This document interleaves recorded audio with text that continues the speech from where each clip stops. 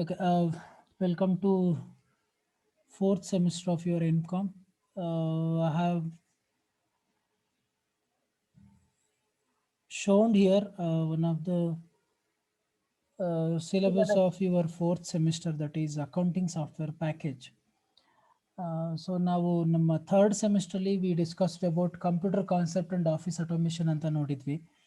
ಈ computer concepts and office ಆಟೋಮೇಷನಲ್ಲಿ ಏನೇನು ಇನ್ಫಾರ್ಮೇಷನ್ ನಾವು ತಿಳ್ಕೊಂಡಿದ್ವಿ, ಅದ್ರ ನೆಕ್ಸ್ಟ್ ಲೆವೆಲ್ ಇನ್ಫಾರ್ಮೇಷನನ್ನು ನಾವು ನಮ್ಮ ಅಕೌಂಟಿಂಗ್ ಸಾಫ್ಟ್ವೇರ್ ಪ್ಯಾಕೇಜಲ್ಲಿ ಕಲಿತಾ ಹೋಗ್ತೀವಿ. ಯಾಕೆ ಅಂತ ಅಂದರೆ, ನೀವು ಕಂಪ್ಯೂಟರ್ ಕಾನ್ಸೆಪ್ಟ್ಸಲ್ಲಿ ನೋಡಿದ್ದೆಲ್ಲವೂ ಸಹ ನಿಮ್ಮ ಬೇಸಿಕ್ಸ್ ನೋಡಿದ್ದು ಕಂಪ್ಯೂಟರ್ ಕಾನ್ಸೆಪ್ಟ್ಸು. ಇಲ್ಲಿ ನಾವು ಸ್ವಲ್ಪ ಚೂರ್ ಅಡ್ವಾನ್ಸ್ಡ್ ಆಗಿ ನಾವೇನು ಮಾಡ್ತೀವಿ, ಕಲಿತಾ ಹೋಗ್ತೀವಿ. ಅಡ್ವಾನ್ಸ್ಡ್ ಅಂದರೆ ತುಂಬ ಅಡ್ವಾನ್ಸ್ಡ್ ಇಲ್ಲ, ಒಂದು ಸ್ಟೆಪ್ ಅಹೆಡ್ ಅಷ್ಟೇ, ಇನ್ನೇನಿಲ್ಲ. ತುಂಬ ಬೇಸಿಕಲ್ಲಿ ನಾವಲ್ಲಿ ನಿಂತಿದ್ವಿ, ಇಲ್ಲಿ ಒಂದು ಸ್ಟೆಪ್ ಮೇಲೆ ಹತ್ತುತ್ತಾ ಇದ್ದೀವಿ, ಅಷ್ಟು ಬಿಟ್ಟರೆ ಬೇರೆ ಏನು ತುಂಬ ಡೀಟೇಲ್ಡ್ ಆಗಿ ಕಲಿತಾ ಇದ್ದೀವಿ ಅಂತ ಹೇಳೋದಕ್ಕಾಗಲ್ಲ ಈ ಇಲ್ಲಿ ಕೊಟ್ಟಿರೋ ಸಿಲೆಬಸ್ ಪ್ರಕಾರ. ಸೊ ಅಕೌಂಟಿಂಗ್ ಸಾಫ್ಟ್ವೇರ್ ಪ್ಯಾಕೇಜ್ ಒಂದು ಆ್ಯಕ್ಚುಲಿ ಹೇಳಬೇಕು ಅಂತಂದರೆ it is both theoretical as well as practical subject ಇದು. ಬಟ್ ನಾವು ಎಕ್ಸಾಮಿನೇಷನ್ ಪಾಯಿಂಟ್ ಆಫ್ ವ್ಯೂಯಿಂದ ಥಿಯರಿಟಿಕಲ್ ಆಗಿ ನೋಡ್ತೀವಿ ಈ ಸಬ್ಜೆಕ್ಟನ್ನು.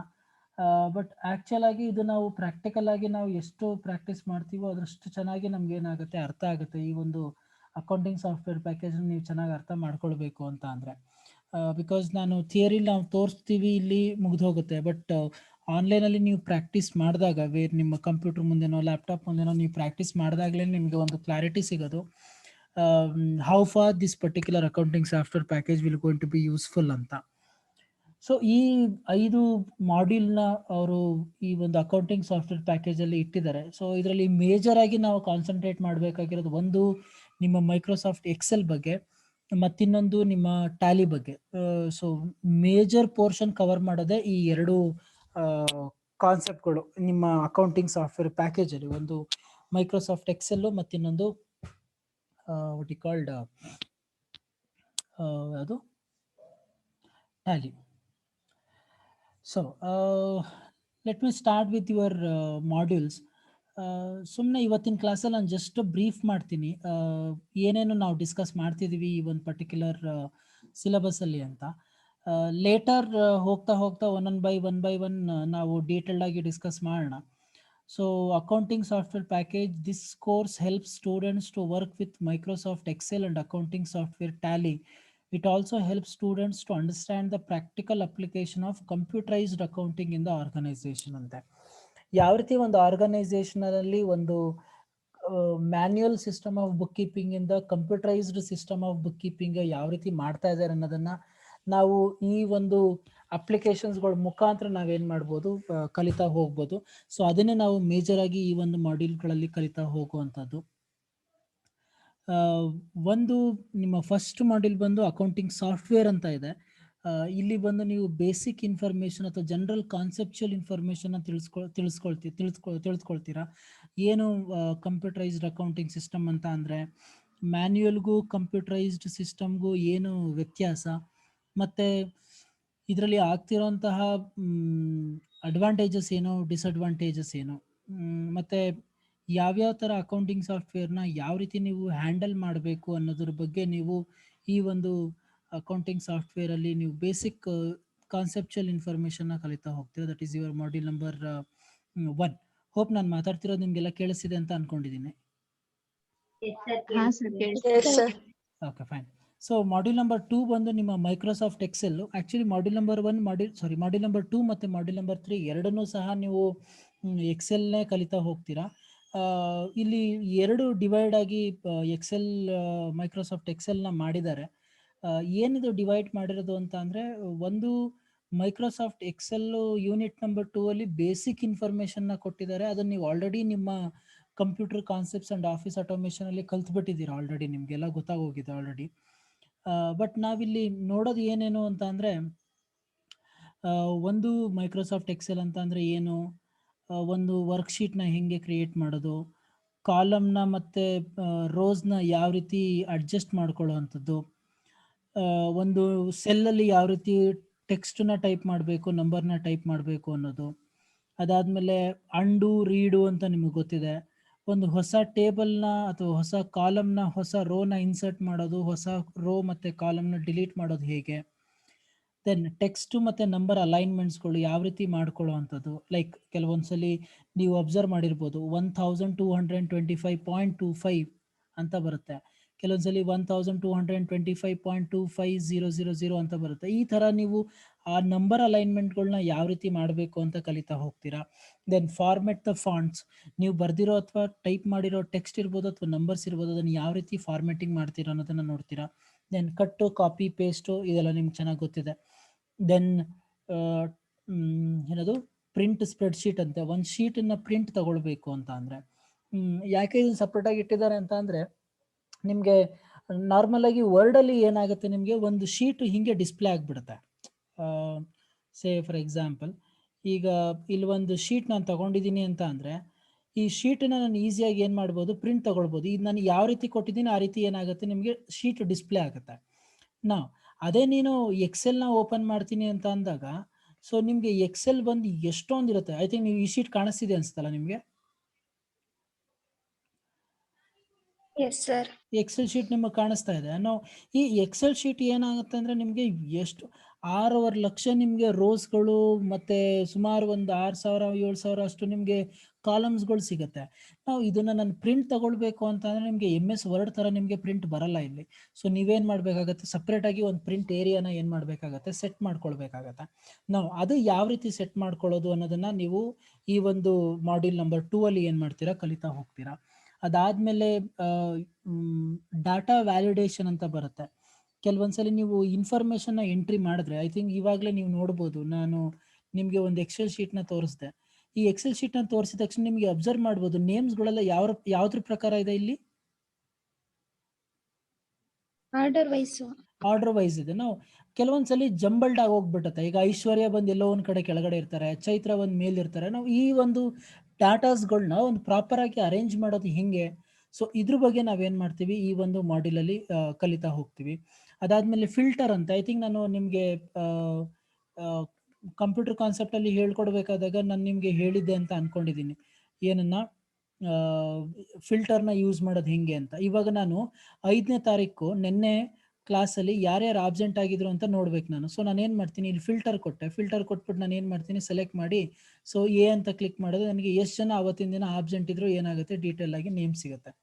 ನಾವು ಈ ಥರ ನಾನು ಫಿಲ್ಟ್ರಿಂಗ್ ಮಾಡಿ ನಾನು ಡಾಟಾಸ್ನ ತಗೊಳ್ಬೇಕು ಅಂತ ಅಂದರೆ, ಸೊ ನೀವೇನು ಮಾಡಬೇಕಾಗತ್ತೆ, ಈ ಒಂದು ಕಾನ್ಸೆಪ್ಟ್ನ ಕಲಿಬೇಕಾಗತ್ತೆ. ಯಾವುದು, ಈ ಫಿಲ್ಟರ್ಸ್ ಅಂತ. ದೆನ್ ಗ್ರೂಪಿಂಗ್ ಅಂತ ಬರುತ್ತೆ. ಸೊ ನಾನು ನಿಮಗೆ ಪ್ರಾಜೆಕ್ಟ್ ರಿಪೋರ್ಟನ್ನು ತೋರಿಸ್ಬೇಕಾದಾಗ ನೋಡಿದೆ, ನಾವು ಈ project report say for example ಎಲ್ಲಿದೆ ಅದು, ಹಾಂ, ನಾವು ಇಲ್ಲಿ ನೀವು ಅಬ್ಸರ್ವ್ ಮಾಡ್ಬೋದು, ನಿಮಗೆ ನಾನು ಅಲಾಟ್ಮೆಂಟ್ ಮಾಡಿದ್ದೀನಲ್ಲ ನೇಮ್ಸ್ಗಳನ್ನ, ಈ ಯಾವ ಬೇಸಿಸ್ ಮೇಲೆ ಅಲಾಟ್ ಮಾಡಿದ್ದೀನಿ ಅಂತ ಗೊತ್ತಾ ನಿಮಗೆ? ಐ ಥಿಂಕ್ ಸ್ವಲ್ಪ ಯಾರಾದರೂ ಸ್ಟೂಡೆಂಟ್ಸ್ಗಳು ಕೀನಾಗಿ ಅಬ್ಸರ್ವ್ ಮಾಡಿದ್ರೆ ಗೊತ್ತಾಗುತ್ತೆ ಯಾವ ರೀತಿ ಈ ನೇಮ್ಸ್ಗಳನ್ನ ಅಲಾಟ್ ಮಾಡಿದ್ದಾರೆ ಅಂತ. ಐಶ್ವರ್ಯ ಆದ್ಮೇಲೆ ಯಾರು? ಐಶ್ವರ್ಯ ಆದ್ಮೇಲೆ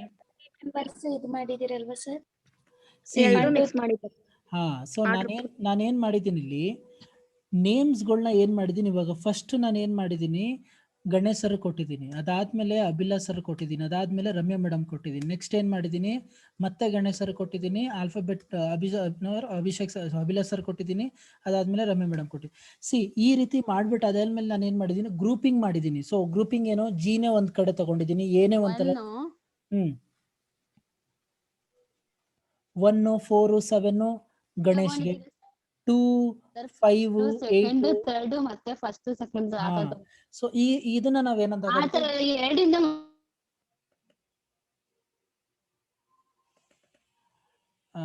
ಚೈತ್ರ, ನೀನ್ ಮಾತಾಡ್ಬೇಡ, ನಿನ್ ಪರಿಸ್ಥಿತಿ ನನಗೆ ಅರ್ಥ ಆಗತ್ತೆ. ಆರಾಮಾಗಿ ಮ್ಯೂಟ್ ಅಲ್ಲಿ ಇದ್ಬಿಡು, ನಾನು ನಿನ್ಗೆ ಹೇಳೋದನ್ನ ಹಂಗೆ ಕೇಳಿಸ್ಕೊಂಬಿಡು ಸಾಕು. ನಾವು ಈ ಗ್ರೂಪಿಸಮ್ನ ನಾನು ಇಲ್ಲಿ ಈ ತರ, ಓಕೆ, ಥ್ಯಾಂಕ್ ಯು ಮೇಡಮ್. ಈ ತರ ಗ್ರೂಪಿಸಮ್ನ ಮಾಡಿದ್ದೀನಿ. ಇವನ್ನೆಲ್ಲ ನಾವು ವರ್ಡ್ ಅಲ್ಲಿ ಕೂತ್ಕೊಂಡು ಮಾಡೋದಕ್ಕಾಗಲ್ಲ, ಮಾಡ್ಬೋದು, ಮಾಡೋಕ್ಕಾಗಲ್ಲ ಅಂತಲ್ಲ, but it takes lot of time. So ನಾನು ಎಕ್ಸೆಲ್ ಅಲ್ಲಿ ನಾನು 2 ನಿಮಿಷದಲ್ಲಿ ಮಾಡೋದನ್ನ ನೀವು MS Word ಅಲ್ಲಿ 20 ನಿಮಿಷ, ಹಾಫ್ ಅನ್ ಅವರ್ ಟೈಮ್ ತಗೊಳುತ್ತೆ ನೀವು ಅದೇ ಕೆಲಸ ಮಾಡಬೇಕು ಅಂತ ಅಂದ್ರೆ. ಸೊ ಅದನ್ನ ನಾವೇನಂತ ಕರಿತೀವಿ, ಗ್ರೂಪಿಸಮ್ ಅಂತ ಕರಿತೀವಿ, ಆ ಗ್ರೂಪಿಂಗ್ ಮಾಡುವಂಥದ್ದು. ಅದಾದ್ಮೇಲೆ ನಿಮ್ಗೆ ಇಲ್ಲಿ ಒಂದು ತುಂಬಾ ಇಂಪಾರ್ಟೆಂಟ್ ಆಗಿ ಬರೋದು ಏನು ಅಂತ ಅಂದ್ರೆ ಇಂಟ್ರೊಡಕ್ಷನ್ ಟು ಫಾರ್ಮುಲಾಸ್ ಅಂತೆ, introduction to formulas and functions in Excel ಅಂತ. ಇದು ತುಂಬಾ ಇಂಪಾರ್ಟೆಂಟ್ ಆಗಿ ನಾವು ನೋಡ್ಬೇಕಾಗಿರೋದು. ಐ ಥಿಂಕ್ ನೀವು ಕಂಪ್ಯೂಟರ್ ಕಾನ್ಸೆಪ್ಟ್ ಅಲ್ಲಿ ಕಲಿಬೇಕಾದಾಗ ಸಮ್ಮು, ಅಡಿಷನ್ನು, ಸಬ್ಸ್ಟ್ರಾಕ್ಷನ್ನು, ಮತ್ತೆ ಇನ್ನೇನ್ ಕಲ್ತಿದ್ರಿ, ಆವರೇಜ್ ತಗೊಳ್ಳೋದು, ಮಿನಿಮಮ್ಮು ಮ್ಯಾಕ್ಸಿಮಮ್ಮು ತಗೊಂಡಿದ್ರಿ. ಐ ಥಿಂಕ್ ನಿಮ್ಗೆಲ್ಲ ಜ್ಞಾಪಕ ಇರಬೇಕು. ಈ ಬೇಸಿಕ್ ಫಾರ್ಮುಲಾಸ್ಗಳನ್ನ ಯೂಸ್ ಮಾಡಿದ್ವಿ ನಾವು ನಮ್ಮ 3rd ಸೆಮಿಸ್ಟ್ರಲ್ಲಿ ಓದ್ಬೇಕಾದಾಗ. ಇಲ್ಲಿ ಏನ್ ಮಾಡ್ತೀರಾ ಅಂತ ಅಂದ್ರೆ ಸ್ವಲ್ಪ ಡೀಟೇಲ್ಡ್ ಆಗಿ ಓದ್ತೀರಾ. ಐ ಥಿಂಕ್ ನಾನು ಲಾಸ್ಟ್ ಸೆಮಿಸ್ಟ್ರಲ್ಲಿ ಹೇಳ್ಕೊಡ್ಬೇಕಾದಾಗ ಹೇಳಿದ್ದೆ ಕೆಲವೊಂದು ಡಿಫ್ರೆಂಟ್ ಫಂಕ್ಷನ್ಸ್ ಇರುತ್ತೆ ಅಂತ. ಲೈಕ್ ಮ್ಯಾಥಮೆಟಿಕಲ್ಲು, ಲಾಜಿಕಲ್ ರೀಸನಿಂಗು, ಸ್ಟ್ಯಾಟಿಸ್ಟಿಕಲ್ ಅಂತ ಹೇಳಿದ್ದೆ, ಫೈನಾನ್ಷಿಯಲ್ ಅಂತ ಹೇಳಿದ್ದೆ. ಈ ತರ ಕೆಲವೊಂದು ಗ್ರೂಪಿಸಮ್ಗಳಿದಾವೆ. ನಾವು ಈ ಗ್ರೂಪಿಸಮ್ಗಳಲ್ಲಿ ನಾವು ಒಂದೇ ಒಂದು ಗ್ರೂಪ್ ನ ಮಾತ್ರ ಈ ಸೆಮಿಸ್ಟರ್ ಅಲ್ಲಿ ಕಲಿತಾ ಹೋಗ್ತೀವಿ. ಅದು ಯಾವುದು, ಫೈನಾನ್ಷಿಯಲ್ ಫಂಕ್ಷನ್ಸ್ ನ ಮಾತ್ರ ಏನ್ ಮಾಡ್ತೀವಿ ನಾವು ಡೀಟೇಲ್ಡ್ ಆಗಿ ಕಲಿತಾ ಹೋಗ್ತೀವಿ. ಸೊ ಅದು ಏನು, introduction to formulas and functions ಅಂತ. ಅದಾದ್ಮೇಲೆ ಇಲ್ಲಿ visualising the data using the charts in Excel ಅಂತ. ಐ ಥಿಂಕ್ ಇದು ನಿಮ್ಗೆ ಗೊತ್ತಿದೆ. ಏನು ಯಾವ ರೀತಿ ಒಂದು ಟೇಬಲ್ಗೆ ಏನ್ ಹಾಕೋದು, ಚಾರ್ಟ್ ಅನ್ನ ಹಾಕೋದು ಅಂತ ಗೊತ್ತಿದೆ ನಿಮ್ಗೆ. ಸೊ ಅದನ್ನ ಇಟ್ಕೊಂಡು ಏನ್ ಮಾಡ್ತೀರಾ ನೀವು, ಚಾರ್ಟ್ ಅನ್ನ ಹಾಕ್ತೀರಾ.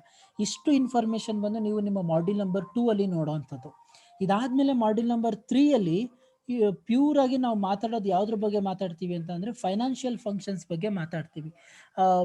ನೀವು ಐ ಥಿಂಕ್ ನೋಡಿರ್ತೀರಾ ಫಂಕ್ಷನ್ಸ್ಗಳಲ್ಲಿ. ನಾನು ಲಾಸ್ಟ್ ಸೆಮಿಸ್ಟ್ರಲ್ಲಿ ಎಕ್ಸ್ಪ್ಲೈನ್ ಮಾಡಬೇಕಾದಾಗ ನೀವೆಲ್ಲ ಲಿಸ್ಟ್ ಮಾಡಿದ್ರಿ ಯಾವ್ಯಾವು ಫೈನಾನ್ಷಿಯಲ್ಲು, ಯಾವ್ಯಾವು ಮ್ಯಾಥಮೆಟಿಕಲ್ಲು, ಯಾವ್ಯಾವ ಲಾಜಿಕಲ್ಲು, ಯಾವ್ಯಾವು ಸ್ಟ್ಯಾಟಿಸ್ಟಿಕಲ್ ಅಂತ.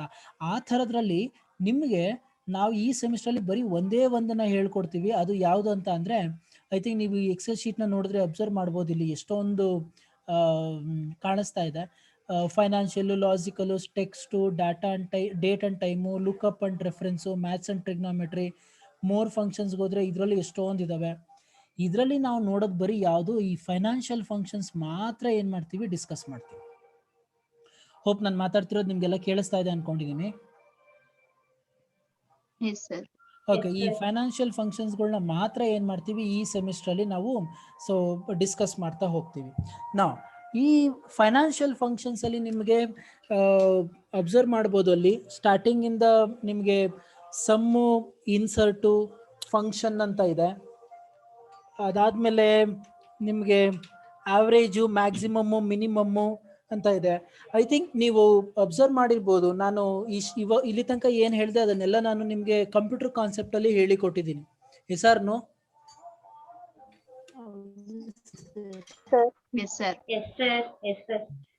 ಯಾವ ರೀತಿ ಸಮ್ ಮಾಡೋದು, ಫಂಕ್ಷನ್ ಯಾವ ರೀತಿ ಇನ್ಸರ್ಟ್ ಮಾಡೋದು, ಆವ್ರೇಜ್ ಹೆಂಗ್ ತೆಗಿಯೋದು, ಮ್ಯಾಕ್ಸಿಮಮ್ ಹೆಂಗ್ ತಗೊಳ್ಳೋದು, ಮಿನಿಮಮ್ ಹೆಂಗ್ ತಗೊಳ್ಳೋದು, ಈ ಬೇಸಿಕ್ ಕ್ಯಾಲ್ಕುಲೇಷನ್ಸ್ನ ನಾನು ನಿಮ್ಗೆ ಆಲ್ರೆಡಿ ಹೇಳ್ಕೊಟ್ಟಿದ್ದೀನಿ. ಡೋಂಟ್ ವರಿ, ನಾನು ಮತ್ತೆ ಇನ್ನೊಂದ್ಸಲಿ ಹೇಳಿಕೊಡ್ತೀನಿ, ಪ್ರಾಬ್ಲಮ್ ಇಲ್ಲ. ಬಟ್ ನೆಕ್ಸ್ಟ್ ಬರೋವಿದಾವಲ್ಲ, ಇವು ಸ್ವಲ್ಪ ಇಂಪಾರ್ಟೆಂಟ್ ಆಗಿ ನಾವು ನೋಡ್ಬೇಕಾಗತ್ತೆ. ಬಿಕಾಸ್ ಇದನ್ನೆಲ್ಲ ನೀವು ಆಲ್ರೆಡಿ ನಿಮ್ಮ ಸ್ಕೂಲಲ್ಲಿ ಓದ್ಬೇಕಾದ್ರೆ ಕೆಲವೊಂದು ಆಲ್ರೆಡಿ ಮಾಡಿರ್ತೀರ. ಐ ಥಿಂಕ್ ನೀವು ಇದು ಓದಿರ್ತಿರಲ್ಲ, ಏನದು ಮ್ಯಾಥಮೆಟಿಕ್ಸ್ ಅಲ್ಲಿ ಸ್ಟ್ಯಾಟಿಸ್ಟಿಕಲ್ ಇತ್ತು ಸರ್. ವಾಯ್ಸ್ ಕೇಳಿಸ್ತಿಲ್ಲ ಸರ್. ಸ್ಟ್ಯಾಟಿಸ್ಟಿಕ್ಸ್ ಅಲ್ಲೂ ಇತ್ತು, ಮತ್ತೆ ನಿಮ್ಮ ಮ್ಯಾಥಮೆಟಿಕ್ಸ್ ಅಲ್ಲಿ 3 ಭಾಗವಾಗಿತ್ವಲ್ಲ, ಯಾವ್ಯಾವ್ದಪ್ಪ ಅದು, geometry, algebra,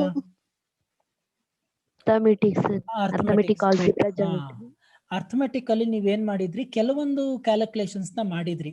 like simple interest calculate ಮಾಡೋದು, ಪ್ರೆಸೆಂಟ್ ವ್ಯಾಲ್ಯೂ ಕ್ಯಾಲ್ಕುಲೇಟ್ ಮಾಡೋದು, ಮತ್ತೆ ಪ್ರಿನ್ಸಿಪಲ್ ಅಮೌಂಟ್ ಕ್ಯಾಲ್ಕುಲೇಟ್, ಈ ತರ ಕೆಲವೊಂದು ಬೇಸಿಕ್ ಕ್ಯಾಲ್ಕುಲೇಷನ್ಸ್ ನೀವು ಮಾಡಿದ್ರಿ ಫಾರ್ಮುಲಾ ಇಟ್ಕೊಂಡು.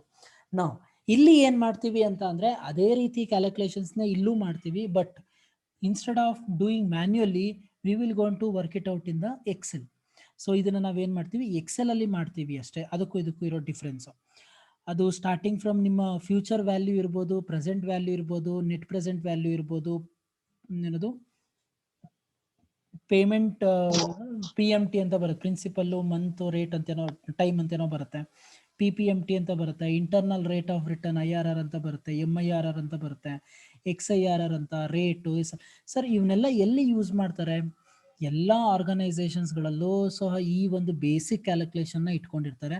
When they are calculating their future value calculate ಮಾಡಬೇಕಾದಾಗ, ಪ್ರೆಸೆಂಟ್ ವ್ಯಾಲ್ಯೂ ಕ್ಯಾಲ್ಕುಲೇಟ್ ಮಾಡಬೇಕಾದಾಗ, ಸೊ ಈ ಎಲ್ಲ ಒಂದು ಕ್ಯಾಲ್ಕುಲೇಷನ್ಸ್ನ ಏನು ಮಾಡ್ತಾರೆ, ಸೊ ನಡೆಸ್ತಾ ಹೋಗ್ತಾರೆ. ಸೊ ಆ ಒಂದು ಎಲ್ಲ ಕ್ಯಾಲ್ಕುಲೇಷನ್ಸ್ನ ಏನು ಮಾಡ್ತೀವಿ ನಾವು ಇಲ್ಲಿ ಎಕ್ಸೆಲ್ ಶೀಟಲ್ಲಿ ಕಲಿತಾ ಹೋಗ್ತೀವಿ, ಸ್ಟಾರ್ಟಿಂಗ್ ಫ್ರಮ್ ಫ್ಯೂಚರ್ ವ್ಯಾಲ್ಯೂ ಇಂದ ಹಿಡಿದು till the end of SLN ತನಕ. ಇದಾದ್ಮೇಲೆ ನಿಮಗೆ ಒಂದು ಅಡಿಷನಲ್ ಆಗಿ ಕೊಟ್ಟಿದ್ದಾರೆ, ಏನದು managing personal finance using the Excel sheet ಅಂತ. ಐ ಥಿಂಕ್ ನೀವೆಲ್ಲ ಆಲ್ರೆಡಿ ಓದಿರ್ತೀರ ಈ ಐಟಮ್ಸ್ಗಳನ್ನ.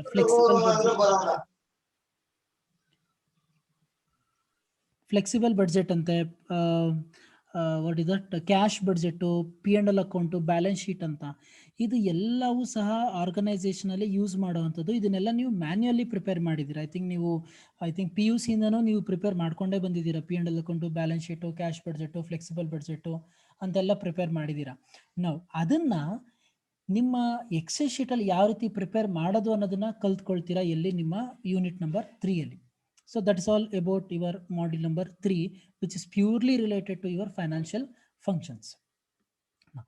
ಇದಾದ್ಮೇಲೆ ಒಂದು ತುಂಬ ಇಂಪಾರ್ಟೆಂಟು, ನಿಮಗೆಲ್ಲ ಗೊತ್ತಿರೋವಂಥದ್ದು, ಅಟ್ ಪ್ರೆಸೆಂಟು ನಾವು ನೋಡೋವಂತಹ ಎಷ್ಟೊಂದು ಅಕೌಂಟಿಂಗ್ ಸಾಫ್ಟ್ವೇರ್ ಇರ್ಬೋದು. ಆ ಎಲ್ಲ ಅಕೌಂಟಿಂಗ್ ಸಾಫ್ಟ್ವೇರ್ನ ಬೀಟ್ ಮಾಡಿ ತುಂಬ ಫಾಸ್ಟಾಗಿ ಹೋಗ್ತಿರೋಂಥ ಒಂದೇ ಒಂದು software, that is Tally. So ಈ ಟ್ಯಾಲಿ ಸಾಫ್ಟ್ವೇರ್ನ ನಾವು ಇಲ್ಲಿ ತುಂಬ ಬ್ರೀಫಾಗಿ ಡೀಪಾಗಿ ಕಲಿಯೋದಕ್ಕೆ ಹೋಗಲ್ಲ. ಜಸ್ಟ್ ಬೇಸಿಕ್ ನಾಲೆಡ್ಜ್ಗೋಸ್ಕರ ನಾವೇನು ಮಾಡ್ತೀವಿ, ಕಲಿತಾ ಹೋಗ್ತೀವಿ. ಹೋಪ್ ನಿಮಗೆಲ್ಲ ಕೆಲವರು ಆಲ್ರೆಡಿ ಎಲ್ಲ ಕಲ್ತಿದ್ದೀರಾ, ಒಂದು 5-6 ತಿಂಗಳು ಕೋರ್ಸ್ ಬೇರೆ ಅಟೆಂಡ್ ಮಾಡಿದ್ದೀರಾ. ಸೊ ಐ ಥಿಂಕ್ ಅಂಥವ್ರಿಗೆಲ್ಲ ತುಂಬ ನೀಟಾಗಿ ಕ್ಲಿಯರಾಗಿ ಅರ್ಥ ಆಗುತ್ತೆ, ಎಷ್ಟು ಟ್ಯಾಲಿ ಹೆಂಗೆ ವರ್ಕ್ ಮಾಡೋದು, ಟ್ಯಾಲಿಲಿ ಯಾವ ರೀತಿ ಕಂಪನಿ ಹೆಂಗೆ ಕ್ರಿಯೇಟ್ ಮಾಡೋದು, ಮತ್ತು ಗೇಟ್ ವೇ ಆಫ್ ಟ್ಯಾಲಿಗೆ ಹೋಗ್ಬಿಟ್ಟು ಲೆಡ್ಜರ್ ಕ್ರಿಯೇಟ್ ಮಾಡೋದು ಹೆಂಗೆ, ಮತ್ತು ಎಂಟ್ರೀಸ್ಗಳು ಪಾಸ್ ಮಾಡೋದು ಹೆಂಗೆ, ಸ್ಟಾಕ್ ಎಂಟ್ರೀಸ್ ಪಾಸ್ ಮಾಡೋದಿಲ್ಲ ಹೆಂಗೆ. ಸೊ ಈ ಎಲ್ಲ ಡೀಟೇಲ್ಸ್ಗಳು ಅವ್ರಿಗೆಲ್ಲ ಗೊತ್ತಿರುತ್ತೆ. ಬಟ್ ನಾವು ಇಲ್ಲಿ ಏನು ಮಾಡ್ತೀವಿ, by taking one particular Tally ಸಾಫ್ಟ್ವೇರ್ನ ತಗೊಂಡು ನಾವು ಇಲ್ಲಿ ಕಲಿತಾ ಹೋಗ್ತೀವಿ ಒಂದೊಂದಾಗಿ. ಸೊ ಯಾವ ರೀತಿ ಒಂದು ಕಂಪ್ನಿನ ಕ್ರಿಯೇಟ್ ಮಾಡಬೇಕು, ಅದಾದಮೇಲೆ ಯಾವ ರೀತಿ ಲೆಡ್ಜರ್ ಅಕೌಂಟ್ನ ಕ್ರಿಯೇಟ್ ಮಾಡಬೇಕು, ಅದಾದಮೇಲೆ ಯಾವ ರೀತಿ ಎಂಟ್ರೀಸ್ಗಳನ್ನ ಪಾಸ್ ಮಾಡಬೇಕು, ಅದಾದಮೇಲೆ ಯಾವ ರೀತಿ ಏನೋ ನಿಮ್ಮ ವಾಟ್ ಯು ಕಾಲ್ಡ್ ವ್ಯೂ ಮಾಡಬೇಕು, ಲೈಕ್ ನಿಮ್ಮ ಟ್ರಯಲ್ ಬ್ಯಾಲೆನ್ಸ್ ಇರ್ಬೋದು, ಬ್ಯಾಂಕ್ ರಿಕನ್ಸಿಲೇಷನ್ ಸ್ಟೇಟ್ಮೆಂಟ್ ಇರ್ಬೋದು, P&L ಅಕೌಂಟ್ ಇರ್ಬೋದು, ಬ್ಯಾಲೆನ್ಸ್ ಶೀಟ್ ಇರ್ಬೋದು.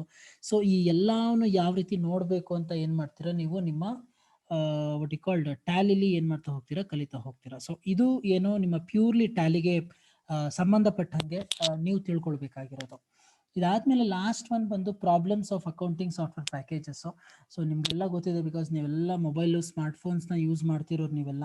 ಸೊ ನಿಮಗೆ ಕ್ಲಾರಿಟಿ ಇರುತ್ತೆ ಎಷ್ಟು ಪ್ರಾಬ್ಲಮ್ಗಳನ್ನ ನಾವು ಫೇಸ್ ಮಾಡ್ತಾ ಇದ್ದೀವಿ ಅಂತ ನಿಮ್ಮ ಒಂದು ಸ್ಮಾರ್ಟ್ಫೋನ್ಸ್ಗಳಿಂದ. So same type of problems that even accounting software package also will gonna to face. ಅದು ಸಮ್ ಸೆಕ್ಯೂರಿಟಿ ಇಶ್ಯೂಸ್ ಇರ್ಬೋದು, ಒಂದು ಡಾಟಾನ ನೀನು ಒಂದು ಕಡೆಯಿಂದ ಇನ್ನೊಂದು ಕಡೆ ಟ್ರಾನ್ಸ್ಫರ್ ಮಾಡಬೇಕಾದಾಗ ಆಗೋವಂಥ ಪ್ರಾಬ್ಲಮ್ಸ್ ಇರ್ಬೋದು, ಕಂಪ್ಯೂಟರ್ ವೈರಸ್ಗಳು ಪ್ರಾಬ್ಲಮ್ ಇರ್ಬೋದು, ಅದು ಯಾವ ರೀತಿ ಪ್ರಾಬ್ಲಮ್ ಮಾಡುತ್ತೆ ನಿಮ್ಮ ಒಂದು ಸಿಸ್ಟಮ್ಗೆ ಅಂತ. ಈ ಥರ ಕೆಲವೊಂದು ಪ್ರಾಬ್ಲಮ್ಸ್ಗಳು ಏನೇನಿದೆ, ಆ ಪ್ರಾಬ್ಲಮ್ಸ್ಗಳನ್ನ ಡಿಸ್ಕಸ್ ಮಾಡ್ತಾ ಅದನ್ನ ಸಾರ್ಟ್ ಔಟ್ ಮಾಡೋದು ಅಥವಾ ಅದರಿಂದ ಹೊರಗಡೆ ಬರೋದು ಹೆಂಗೆ ಅಂತ ಏನು ಮಾಡ್ತೀವಿ, ಸೊ ನಾವು ಕಲಿತಾ ಹೋಗ್ತೀವಿ. ಅದು ನಿಮ್ಮ ಮಾಡ್ಯೂಲ್ ನಂಬರ್ 5ಅಲ್ಲಿ ನಾವು ನೋಡುವಂತಹ ಒಂದು ವಿಚಾರ.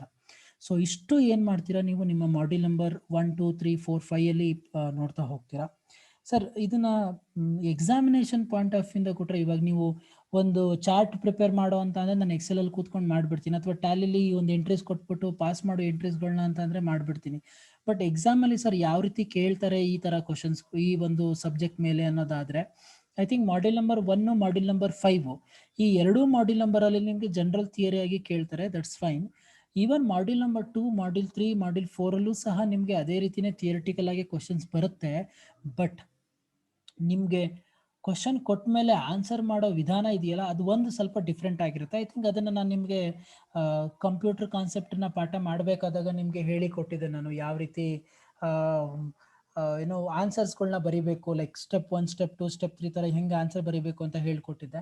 ಸೇಮ್ ಪ್ರಿನ್ಸಿಪಲ್ಲು ಇಲ್ಲೂ ಸಹ ಅದೇ ರೀತಿನೇ ಅಡಾಪ್ಟ್ ಆಗುತ್ತೆ. ನೀವು ಎಂಟ್ರಿನ ಪಾಸ್ ಮಾಡಬೇಕಾದ್ರೆ ಸೊ ನೀವೇನು ಮಾಡಬೇಕಾಗತ್ತೆ, ಈ ಒಂದು step by step for example ಎಕ್ಸಾಮಲ್ಲಿ ಒಂದು ಕ್ವಶನ್ ಕೊಟ್ಬಿಡ್ತಾನೆ ಯಾವುದ್ರ ಮೇಲೆ ಪ್ರೆಸೆಂಟ್ ವ್ಯಾಲ್ಯೂನೋ ಅಥವಾ NPV ಮೇಲೆ ಏನೋ ಕ್ವಶನ್ ಕೊಟ್ಬಿಡ್ತಾನೆ. ಏನಂತ, how do you calculate the NPV ಅಂತ ಏನೋ ಕ್ವಶನ್ ಕೊಟ್ಬಿಡ್ತಾನೆ. ನೀವೇನ್ ಮಾಡ್ಬೇಕಾಗತ್ತೆ, ನೀಟಾಗಿ ಅಲ್ಲಿ ಕೊಡ್ತಾರೆ ಏನಂತ, how do you calculate the NPV by using Excel ಅಂತ ಕೊಟ್ಬಿಡ್ತಾರೆ ಅಂತ ಅನ್ಕೊಳ್ಳಿ. ನಾವು ಈಗ ಕ್ವಶನ್ ಕೊಟ್ಮೇಲೆ ಈಗ ನೀವು ಆನ್ಸರ್ ಬರಿಬೇಕಾದಾಗ ಏನ್ ಮಾಡಬೇಕು, so you need to observe it keenly. So ಅದರಿಂದ ಸೊ ನೀವೇನು ಮಾಡಬೇಕಾಗತ್ತೆ, ಸ್ವಲ್ಪ ಕೇರ್ಫುಲ್ಲಾಗಿ ನೀವು ಅಬ್ಸರ್ವ್ ಮಾಡಬೇಕಾಗತ್ತೆ. ಯಾವ ರೀತಿ ಒಂದು ಕ್ಯಾಲ್ಕುಲೇಷನ್ಸ್ಗಳನ್ನ ಮಾಡಬೇಕು ಅಂತ. ಸೊ ಆ ಥರ ಸ್ಟೆಪ್ ಬೈ ಸ್ಟೆಪ್ಪಲ್ಲೇ ಏನು ಮಾಡಬೇಕು ನೀವು, ಏನೋ ನಿಮ್ಮ ಒಂದು ಎಕ್ಸಾಮಲ್ಲಿ ಬರಿಬೇಕಾದಾಗ ಆನ್ಸರ್ಸ್ಗಳನ್ನ ನೀವೇನು ಮಾಡಬೇಕಾಗತ್ತೆ, ಬರಿಬೇಕಾಗತ್ತೆ.